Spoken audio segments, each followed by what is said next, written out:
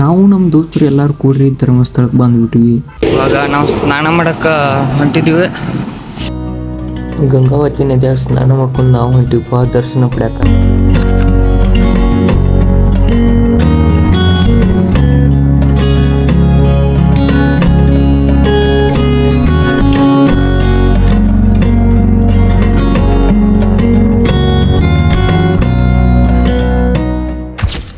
ಮಂಜುನಾಥ ಸ್ವಾಮಿ ದೇವರ ದರ್ಶನ ತೊಗೊಂಡ್ರಿ, ಆಗ ಒಂದಿಟ್ಟ ಪ್ರಸಾದ್ ತೊಗೊಂಡ್ರಿ. ನಾವು ಹೊಂಟಿದ್ರಿ ರೂಮ್ ಹುಡುಕ್ಯಾಡಕ. ಸ್ವಾಮಿ ಟ್ರಸ್ಟಿಂದ ನಿರ್ಮಿತವಾದಂಥ 5 ವಸತಿ ನಿಲಯ ಅದಾವ ಇಲ್ಲಿ. ಹಂಗ ಹೋಗಿ ನಾವು 2 ರೂಮ್ ಬುಕ್ ಮಾಡಿದ್ರಿ ವೈಶಾಲಿ ನಿಲಯ ಒಳಗ. ನೀವೇನಾದ್ರೂ ಧರ್ಮಸ್ಥಳಕ್ಕೆ ಬಂದ್ರೆ ಈ ವಸತಿ ನಿಲಯ ಸಿಗ್ತಾವ ನಿಮಗ. ಒಂದು 4 ವಸತಿ ನಿಲಯ ಅದಾವು. ಅಲ್ಲಿ ಹೋದ್ರೆ ₹100 ಎರಡು ಬೆಡ್ ಇದ್ದಿದ್ದು ಒಂದು ರೂಮ್ ಕೊಡ್ತಾರೋ.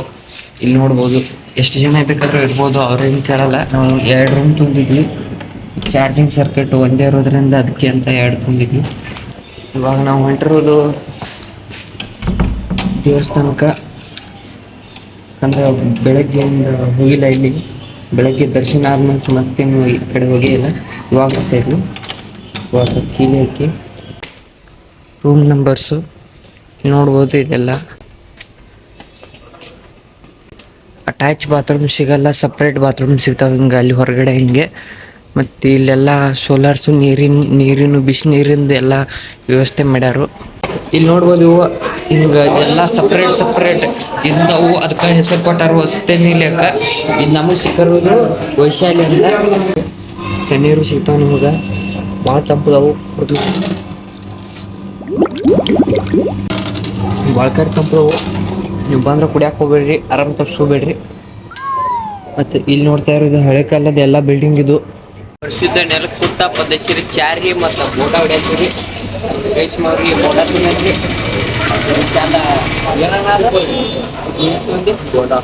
ಬೋಟ ತಿನ್ನನ್ರಿ. ಸಾಬಣ್ಣ ರೀ, ನೀವು ಚಾ ಕುಡಿಯತ್ತನ್ರಿ. ಅವ್ರು ಮ್ಯಾಗ ಕೂತಾರ್ರಿ, ನಾವಿಬ್ರು ಪರಿಶೀಲನೆ ಕೂತಿದ್ರಿ. ಅವ್ರು ದೊಡ್ಡವ್ರಿ. ಇದ ಮುಂದ್ಗಡೆ ರೋಡ್ ರೀ.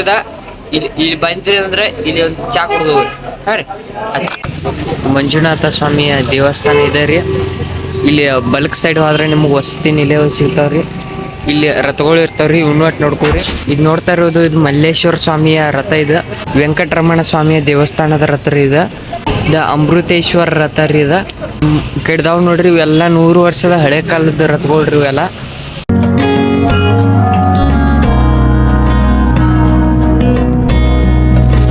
ಮಂಜುನಾಥ ಸ್ವಾಮಿ ದೇವಸ್ಥಾನ ಮುಂದ್ಗಡೆನೇ ಇದೈತ್ರಿ. ಇವ್ನಟ್ ಬಂದ ನೋಡ್ಕೊಂಡು ಹೋಗ್ರಿ.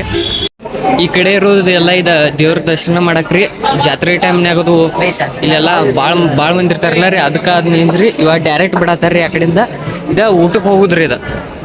ಏನೈತ್ರಿ ಇದು ಊಟಕ್ಕೆ ಹೋಗುದ್ರಿ. ಇಲ್ಲಿ ನೋಡ್ತಾ ಇರೋದು ಡೈರೆಕ್ಟ್ ದರ್ಶನ ತಗೋಕ್ ಬಿಡತ್ತಾರ್ರಿ. ಈಗ ಏನಂಗೆ ಸುತ್ತರಿಗೆ ಬರೋದು ಏನು ಇದನ್ನಿಲ್ಲ. ಈಗ ಸಾಯಂಕಾಲನು ಅಲ್ಲೇ ಅನ್ನಪ್ರಸಾದ ತೊಗೊಂಡ ಹಂಗೆ ಬರೋಟ್ಟು ಹೊರಗೆ ನಿಂತಾವ್ರಿ ಗಜಪಡೆ. ಈ ಮರಿ ಆನೆ ಹೆಸರು ರೀ ಶಿವಾಣಿ ಅಂತ. ಶಿವನ ಹೆಸರು ಮತ್ತು ಶಿವನ ಆಶ್ರಯದಲ್ಲಿರೋದ್ರಿಂದ ಅದಕ್ಕೆ ಶಿವಾಣಿ ಅಂತ ಹೆಸರು ಇಟ್ಟಾರ್ರಿ. ಇದಕ್ಕೆ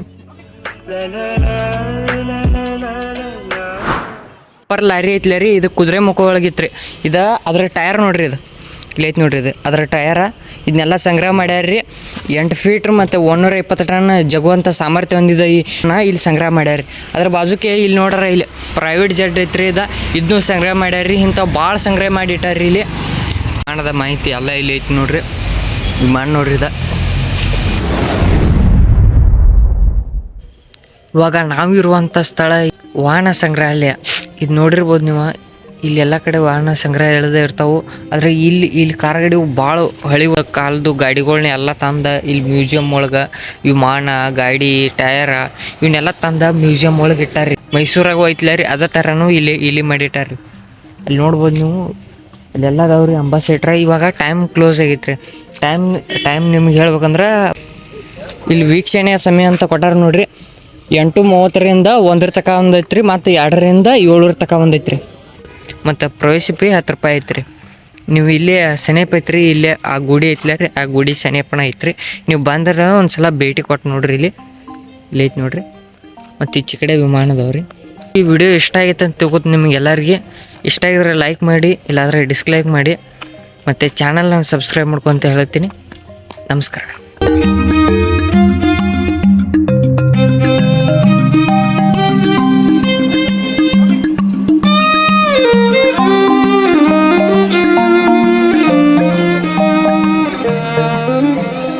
ಸುಜುಕಿ ಅವ್ರು ಮ್ಯಾನುಫ್ಯಾಕ್ಚರ್ ಮಾಡ್ಯಾರ ರೀ.